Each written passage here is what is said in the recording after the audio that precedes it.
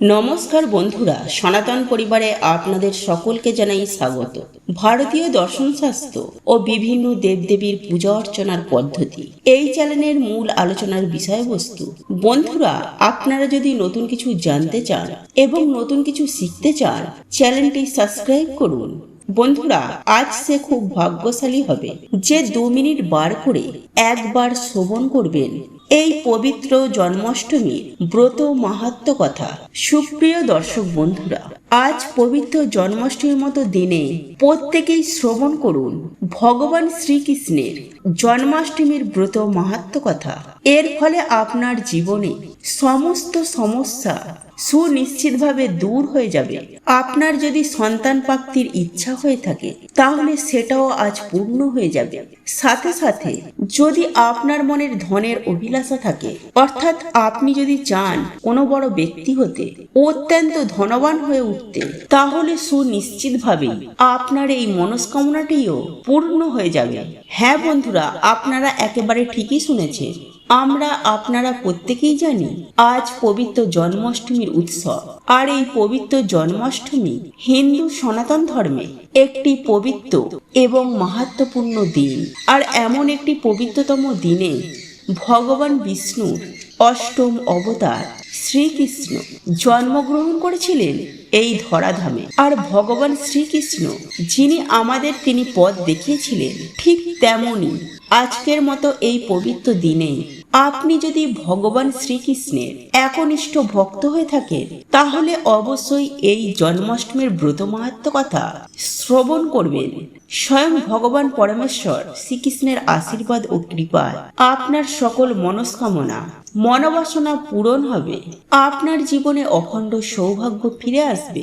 বিশেষ করে যারা অতি দুঃখ কষ্টে ভুগছেন, যাদের জীবনে পারিবারিক ও দাম্পত্য জীবনে বহুত প্রকার সমস্যা, যাদের জীবনে দুঃখ কষ্টের শেষ নেই, যারা মন্ত্র উচ্চারণের মাধ্যমে স্বয়ং ভগবান পরমেশ্বর শ্রীকৃষ্ণকে প্রসন্ন করতে চাইছেন, বিশেষ করে আজকের মতো এই পবিত্র দিনে যে মাহাত্ম্য কথা শ্রবণ করা মাত্রই আপনার জীবনে সুখ শান্তি সমৃদ্ধি বৃদ্ধি পাবে। হ্যাঁ বন্ধুরা, আপনারা একেবারে ঠিকই শুনেছেন। এই যে জন্মাষ্টমীর ব্রত মাহাত্ম্য কথা, এই ব্রত মাহাত্ম্য কথা যদি প্রত্যেক হিন্দু ধর্মাবলম্বী মানুষ যদি শ্রবণ করতে পারেন এবং এই কথাগুলি আপনাকে বিশ্বাসের সাথে শুনতে হবে, তাহলে সুনিশ্চিতভাবে আপনার যাই মনস্কামনা হয়ে থাকুক না কেন, তাহলে তা সমস্ত কিছুই পূর্ণ হয়ে যাবে এবং একই সাথে হাজার পূর্ণ ফল লাভ করবেন।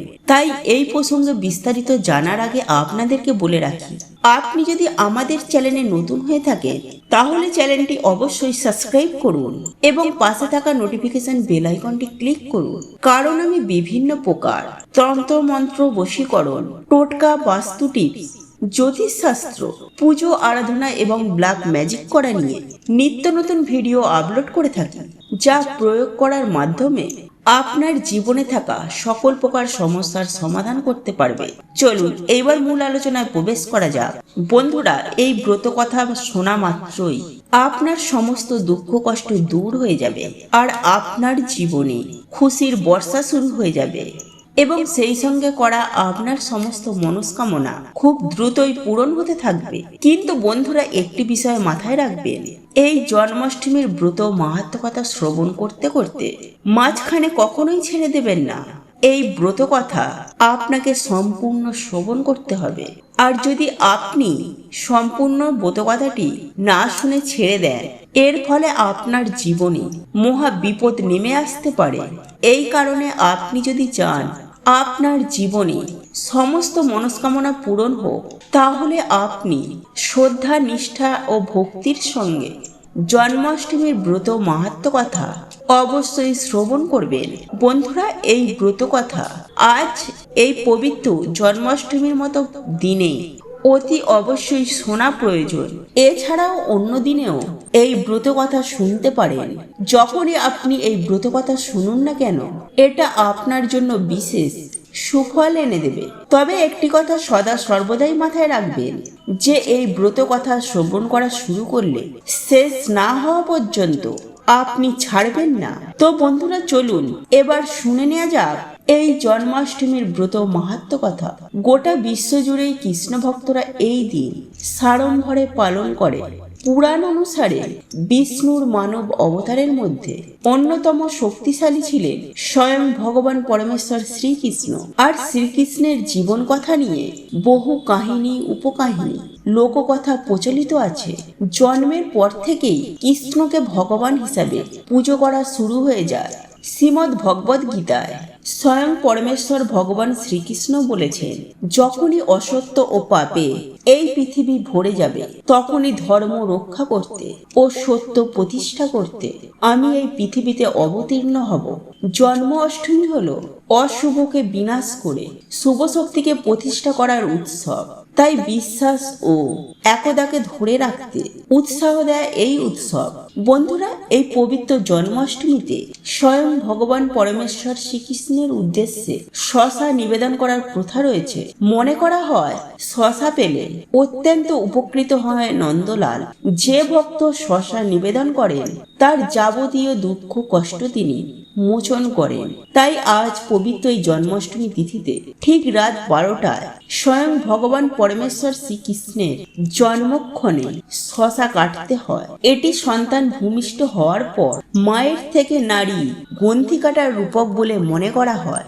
যাই হোক বন্ধুরা, এরপর আমি আপনাদেরকে জানিয়ে দেব আপনারা এই পবিত্র জন্মাষ্টমীর দিন কোন সেই বিশেষ খাবারগুলি রয়েছে যেগুলি ভুল করেও মুখে তুলবেন না, নতুবা সারাটা জীবন আপনারা কিন্তু রোগ জ্বালাতে ভুগতে পারেন।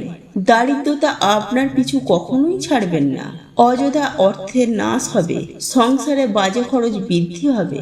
এছাড়াও বন্ধুরা, এই খাবারগুলি মুখে তুললে আপনারা অর্থ ইনকাম করতে ব্যর্থ হবেন।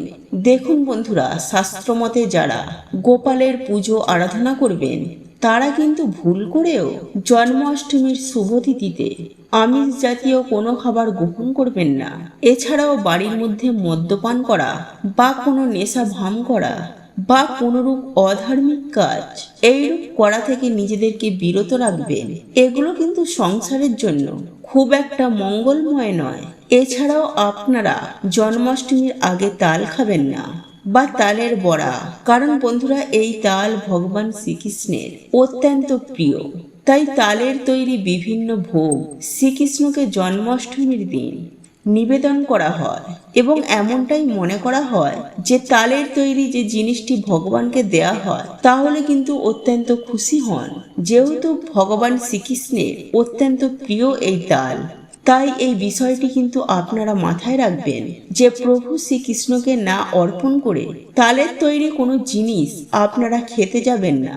বন্ধুরা, এরপর যে জিনিসটি আপনাদেরকে জানিয়ে দেব তা হলো, আপনারা ভগবান শ্রীকৃষ্ণের পুজো আরাধনা করার পর ওনার ভোগ হিসাবে প্রসাদ গ্রহণ করে তবেই এই উপবাস ভঙ্গ করবেন এবং তালের তৈরি জিনিসগুলো আপনারা খেতে পারেন, তাতেও কোনো অসুবিধা নেই। কিন্তু জন্মাষ্টমীর আগে তালের কোনো জিনিস আপনারা খাবেন না।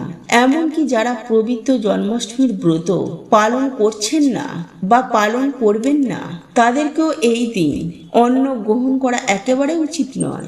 বন্ধুরা, একাদশী তিথি বা জন্মাষ্টমী তিথিতে ভাত এবং যবের তৈরি খাবার শাস্ত্রমতে নিষিদ্ধ করা রয়েছে। তাই আপনারা এই পবিত্র জন্মাষ্টমীর ব্রত পালন করুন বা নাই করুন, কিন্তু এই অন্ন বা ভাত আপনারা গ্রহণ করবেন না। আর এই বিষয়টি অতি অবশ্যই মাথায় রাখবেন।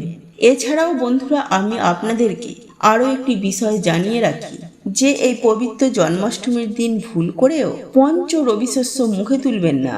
তাহলে দেখবেন ভগবান শ্রীকৃষ্ণের আশীর্বাদে আপনার জীবনে সার্বিক উন্নতি ঘটবে এবং আপনারা সৌভাগ্যের অধিকারী হবেন। সাথে আপনাদের জীবনে সুখ শান্তি সমৃদ্ধির বৃদ্ধি ঘটবে এবং সেই সঙ্গে সকল প্রকার বিপদ আপদের হাত থেকেও রক্ষা পাবেন। ঠিক তেমনি আপনারা কিন্তু সারাটা জীবন সুস্থ ও নিরোগ থাকবেন।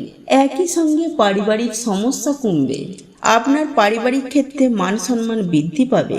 যাই হোক বন্ধুরা, একই সঙ্গে আরেকটি বিষয় আপনারা মাথায় রাখার চেষ্টা করবেন। বন্ধুরা, এই পবিত্র জন্মাষ্টমীর দিন আপনারা ভুল করেও শশা খাবেন না, কারণ আমরা প্রত্যেকেই জানি পুরাণে উল্লেখ করা হয়েছে। যাই হোক বন্ধুরা, আমি যে এই খাবারের কথাগুলি বললাম, আপনারা এই জন্মাষ্টমী ব্রত চলাকালীন যেমন খাবেন না, ঠিক তেমনই আরো একটি বিষয় আপনাদেরকে জানিয়ে রাখি। যারা ধরুন একেবারে নির্জলা উপবাস করতে পারেন না কোনো শারীরিক কারণে, তারা কিন্তু দুধ, দই এবং কোনো ফল আহার করেও শ্রীকৃষ্ণের এই জন্মাষ্টমীর ব্রত খুব সুন্দরভাবে ঘরে বসেই পালন করতে পারেন। তবে শাস্ত্রমতে বলা হয়েছে যে শ্রীকৃষ্ণের ব্রত পালনে যে নির্জলা উপবাস রেখেই কিন্তু করতে হয়। তবে একান্তই যদি না পারেন, তাহলে আপনারা দুধ, দই, ফল আহার করেও গ্রহণ করেও এই পবিত্র জন্মাষ্টমীর ব্রতটি পালন করতে পারেন। বন্ধুরা, আপনাদের এই ভিডিওটি যদি পছন্দ হয়ে থাকে তাহলে ভিডিওটি লাইক করুন, কমেন্ট করুন এবং বন্ধুদের সাথে শেয়ার অবশ্যই করুন। মনে রাখবেন, আপনার একটি শেয়ার অনেক মানুষকে উপকৃত করতে পারেন। এবং আপনি যদি নতুন হয়ে থাকেন তাহলে চ্যানেলটি অবশ্যই সাবস্ক্রাইব করবেন এবং পাশে থাকা নোটিফিকেশন বেল আইকনটি ক্লিক করবেন এইরূপ নিত্য নতুন ভিডিও সবার আগে দেখার জন্য। ঈশ্বর আপনার মঙ্গল করুন। আপনি সুস্থ থাকুন, ভালো থাকুন। আবার দেখা হবে পরবর্তী একটি ভিডিও নিয়ে।